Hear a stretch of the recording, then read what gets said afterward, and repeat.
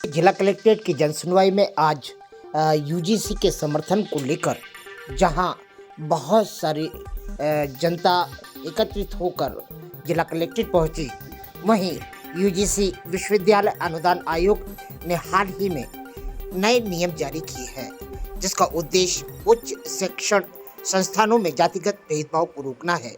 इन नियमों के अनुसार सभी संस्थानों को समान अवसर केंद्र ईओसी बनाकर देना होगा, जो वंचित वर्गों के छात्रों और कर्मचारियों को अकादमिक, सामाजिक और आर्थिक मार्गदर्शन प्रदान करेगा।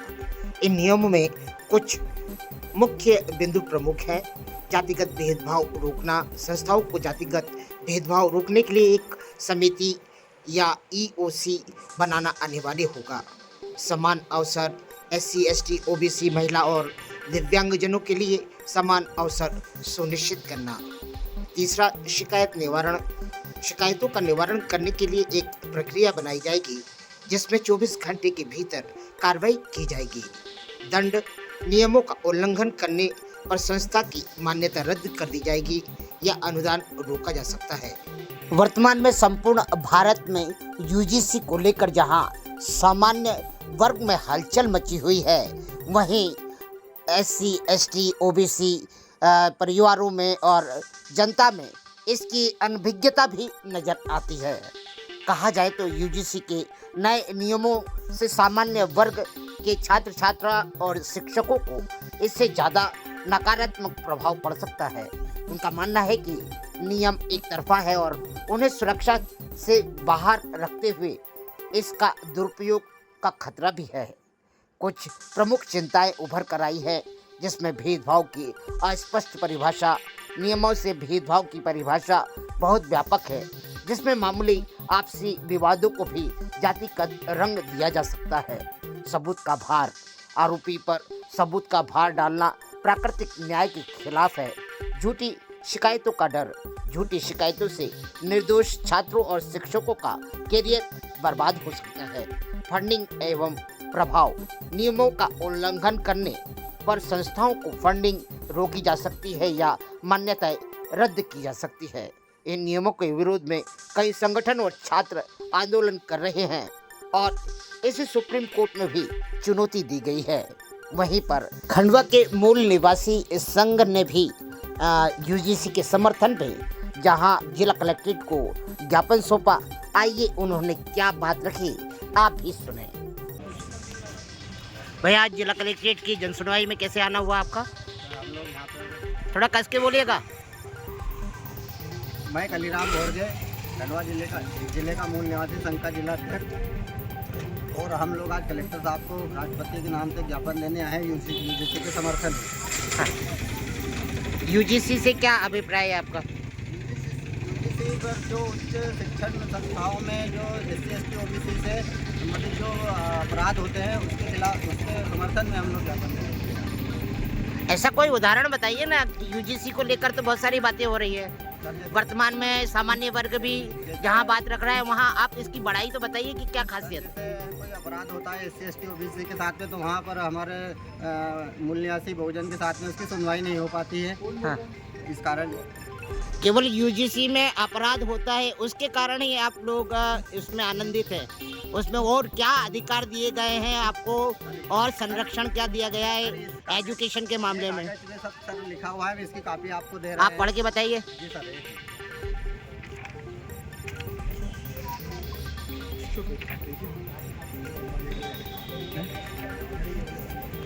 सर, उच्च शिक्षण संस्थाओं में जातिगत भेदभाव को खत्म करने हेतु EOC equality opportunity of centre अर्थात समान अवसर केंद्र के अंतर्गत समता समिति का गठन 6 लोगों को भागीदारी होगी, जिसमें संस्था प्रमुख प्रदेश अध्यक्ष होंगे। उच्च शिक्षण संस्थाओं के 3 प्रोफेसर सदस्य होंगे। एक उच्च संस्था का कर्मचारी, 2 व्यक्तिगत व्यवसायिक का अनुभव रखने वाले और सामाजिक व्यक्ति, 2 छात्र प्रतिनिधि रहेंगे। दूसरा, इस समता समिति के गठन में अन्य पिछड़ा वर्ग, व्यक्तिजन, अनुसूचित जाति, अनुसूचित जनजाति, महिला और आर्थिक रूप से कमजोर समुदाय का अनिवार्य रूप से प्रतिनिधित्व की व्यवस्था की गई है। जबकि यूजीसी एक्ट 1956 में यूजीसी संशोधन एक्ट 1985 ओबीसी और आर्थिक रूप से पिछड़ा समुदाय का प्रतिनिधित्व नहीं है। तीसरा, समता समिति के कार्य के अंतर्गत उच्च शिक्षण संस्थाओं में सभी समुदायों का समग्र रूप से समता और समान अवसर सुनिश्चित करना, छात्र शिक्षक और गैर शिक्षक कर्मचारियों के बीच समता को बढ़ावा देना तथा साथ ही भेदभाव की धारणा का उन्मूलन करना, समाज के वंचित वर्ग से संबंधित व्यक्तियों को छात्रों की सहायता करना, उच्च कार्यों का उदाहरण के साथ सूचित तैयार करना और उसके प्रसारित करना जिसे भेदभाव माना जाए। नंबर 4, इस प्रकार यदि भारतीय नागरिक में किसी भी विद्यार्थी के साथ भेदभाव होता है तो उसकी जांच समता समिति करेगी, जहां बहुजन प्रतिनिधित्व तथा कथित उच्च वर्णित जाति की है। यदि कोई विद्यार्थी नंबर 5, यदि कोई विद्यार्थी समता समिति के कार्य में संतुष्टि नहीं है तो वह 30 दिनों के भीतर यूनिवर्सिटी लोकपाल के समक्ष अपील कर सकता है। अच्छा, ये जो यूजीसी का 4 फाउंडेशन गतिविधि शुरू हुई है, ये नया अधिकार आप लोगों को प्राप्त हुआ है। आपको ऐसा लगता है कि वर्तमान जो भारत है इसमें आरक्षण को लेकर जितनी गतिविधियां हो चुकी हैं, SC ST का एक बहुत बड़ा क्षेत्र शिक्षित हो चुका है, वहीं पर एक छोटा सा भूभाग है जो अभी भी अनपढ़ है, संघर्ष कर रहा है, तो क्या इनके बीच में आपसी भेदभाव नहीं होगा? नहीं सर, हमारा जो मूल्य से बहुजन समाज है जो अभी पूर्ण रूप से पूरा शिक्षित नहीं हुआ है, उसको ज्ञान की कमी है। इस कारण से क्या अलग उसमें अभी ज्ञान की कमी होने के कारण उसको अभी किसी चीज़ का कोई अनुभव नहीं है, इसलिए उसके साथ में जातिगत भेदभाव हो रही है। अगर कभी वो जातिगत भेदभाव अगर उसके सामने प्रस्तुत की जाती है तो वो अपने आप को अपमानित महसूस करता है।